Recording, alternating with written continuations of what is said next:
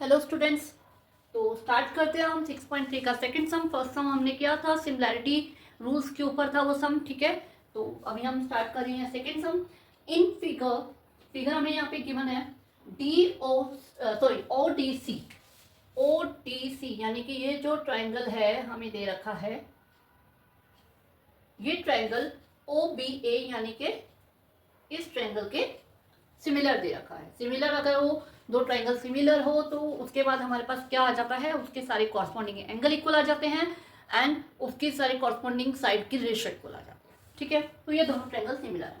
उसके बाद आपको दे रखा है बी ओ सी यानी कि बी ओ सी ये 125 का दे रखा है और एंगल डी जो है वो 70 का दे रखा है। और हमें एंगल डी ओ सी यानी कि angle this, D C O यानी कि angle this and A O A B यानी कि एंगल दिस, ये तीन एंगल हमें फाइंड करने हैं। और बहुत सिंपल है एक्चुअली। अगर 9th में लाइन्स एंड एंगल वाला चैप्टर थोड़ा अच्छे से कर रखा है तो ये क्वेश्चन बिल्कुल इजी सम है।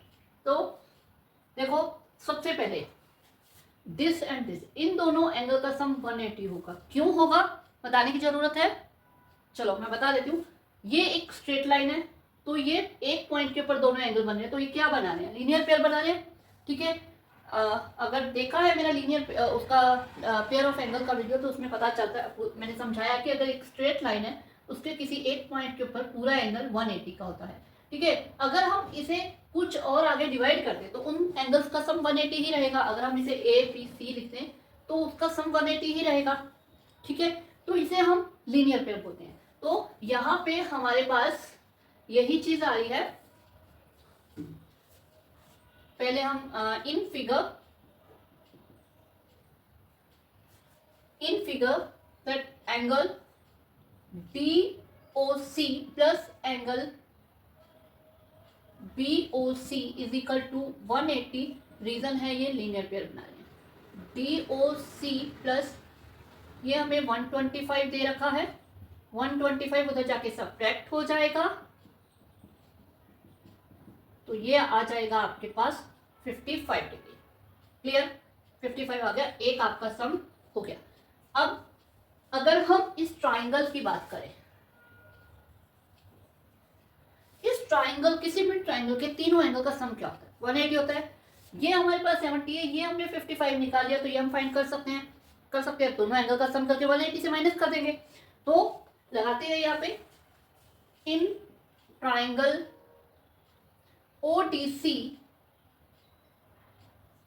Angle ODC plus angle DOC plus angle DCO is equal to 180, ठीक है। ये जो हम ट्राइंगल के एंगल लिखते हैं, ये लिखने का मैंने एक तरीका थोड़ा सा बताया भी था अपने एक बेसिक के वीडियो में। एक बार दोबारा बता देती हूँ। आपके पास ODC है ट्राइंगल, ठीक है।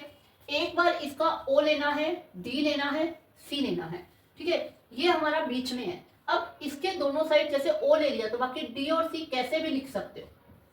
अब D ले लिया, कैसे भी हम लिख सकते हैं, CDO भी लिख सकते हैं और DC भी लिख सकते हैं। अब C ले लिया तो इन दोनों को कैसे भी आप इसके दोनों साइड लिख दो। तो इस तरह से तीनों एंगल का नाम हमें लिखना कई बार बच्चों को टफ लगता है, तो आप इस तरह से लिख सकते हो, ठीक है। तो ये आ गया। तो यहाँ पे जो ODC है वो हमें 70 दे रखा है और DOC अभी हमने 55 फाइंड किया है और ये हमें फाइंड करना है।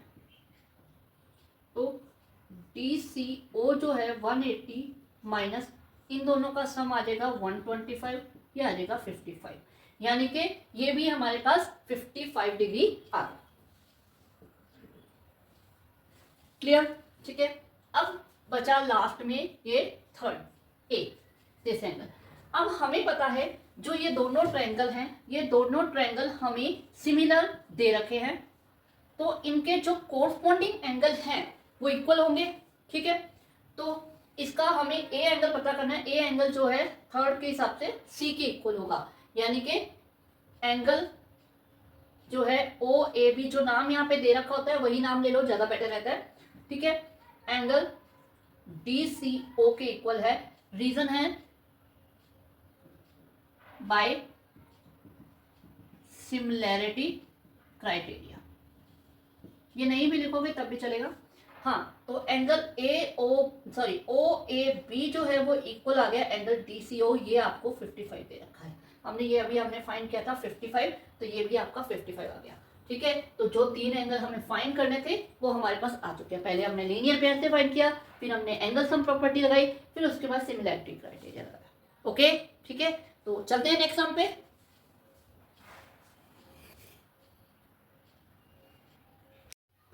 तो ये रहा आपका थर्ड क्वेश्चन। ठीक है, क्या है, diagonal AC and BD of a trapezium ABCD। ABCD यहाँ पे हमें एक ट्रेपीजियम दे रखा है, उसके जो डायगोनल हैं BD एंड AC, जहाँ पे जो AB है वो पैरेलल है CD की। हमें पता है कि ट्रेपीजियम में एक पेयर पैरेलल होता है। Intersect each other at O, जो इसके डायगोनल है वो O पे इंटरसेक्ट कर रहे हैं। ठीक है, यूजिंग द सिमिलैरिटी क्राइटेरिया, इसको ध्यान देना कि using the similarity criteria for two triangles show that OA upon OC equal to OB upon OD। ठीक है, थोड़ा सा बैक पे जाते हैं। हमने जो 6.2 एक्सरसाइज थी उसका 9th क्वेश्चन जो किया था सेम यही था, उसमें ट्रेपीजियम दे रखा है और आपको यही रेशो उसमें इक्वल करनी थी। तो वहां पे हमने बीपीटी का यूज करके उस रेशो को इक्वल किया था, बट यहाँ पे हमें ये स्पेशली मेंशन कर दिया कि आपको सिमिलैरिटी क्राइटेरिया का यूज करना है और फिर इसकी इस रेशो को इक्वल करना है। ठीक है, तो ये ध्यान रखना, ये क्वेश्चन दोनों तरीके से हो सकता है। अभी हम सिमिलैरिटी के तरीके से करेंगे, वहां हमने बीपीटी से किया था।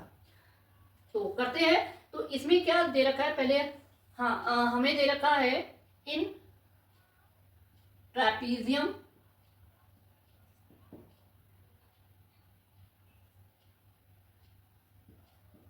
ABCD, AB पैरेलल है TC के and diagonal AC and BD intersect each other at O। ठीक है, अब क्योंकि हमें सिमिलैरिटी का यूज करना है तो हमें दो ट्राइंगल देने हैं। हम यहाँ पे क्या करेंगे, इन दो ट्राइंगल्स को, एक तो दिस वन OCD और एक OAB, इन दोनों ट्राइंगल्स को हम कॉन्ग्रुएंट प्रूव कर देंगे, सॉरी सिमिलर प्रूव कर देंगे। तो करते हैं, in triangle AOB and triangle COD। ठीक है, अब इन दोनों ट्राइंगल में हमें पता है जो AB है वो पैरेलल हमें दे रखी है DC के, ये हमें गिवन है। ठीक है, जब ये पैरेलल हो गई तो यहाँ पे 1 2 3 4 जो एंगल 1 और 3 है, 1 एंड 3, ये हम देख रहे हैं ये अल्टरनेट एंगल बन रहा है, ये जेड बना रहा है, अल्टरनेट एंगल बन रहा है। ठीक है, तो ये दोनों एंगल इक्वल हो जाएंगे क्योंकि लाइंस पैरेलल है, अल्टरनेट एंगल इक्वल। इसी तरह 2 एंड 4, तो ये भी एक जेड बना रहा है, हम देख रहे हैं, तो ये भी अल्टरनेट एंगल है। तो ये दोनों एंगल क्या हो जाएंगे, इक्वल। एंगल 3 इक्वल है एंगल 1 के एंड एंगल 4 इक्वल है एंगल 2 के। अल्टरनेट इंटीरियर एंगल, हमें पता है ये चीज मैंने पहले भी बता रखी कि जो ट्राइंगल हम पहले लिखते हैं उससे रिलेटेड जो भी वैल्यू होती है वो पहले आएगी।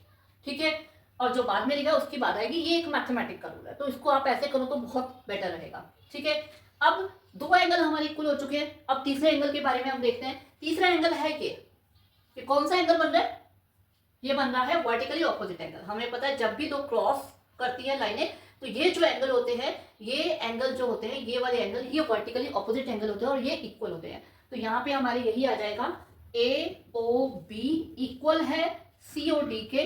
क्यों, क्योंकि वर्टिकली ऑपोजिट एंगल। ओके, तो बाय, अब जब दो ट्रायंगल के तीनों कॉरस्पॉन्डिंग एंगल आपस में इक्वल हो गए तो क्या हो गया, सिमिलर हो गए। ठीक है, बाय ए क्राइटेरिया ट्रायंगल AOB सिमिलर हो गया ट्रायंगल COD के। क्लियर, इतना हो गया। अब जब दो ट्रायंगल सिमिलर हो जाते हैं तो उनकी कॉरस्पॉन्डिंग साइड की रेशियो इक्वल होती है, इक्वल होती है।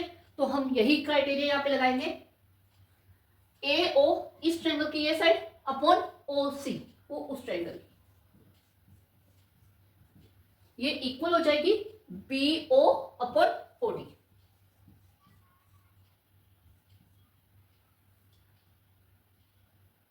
Ratio of corresponding sides of similar triangle is equal। ठीक है, वो इक्वल हो जाएगी। तो अब इसकी तरफ और इसकी तरफ थोड़ा ध्यान से देखिए, दोनों सेम है। जो हमें प्रूफ करना था वो प्रूफ हो गया। AO upon OC, AO upon OC, OB upon OD, BO upon OD, clear, same हो गया। तो यही हमें प्रूफ करना था।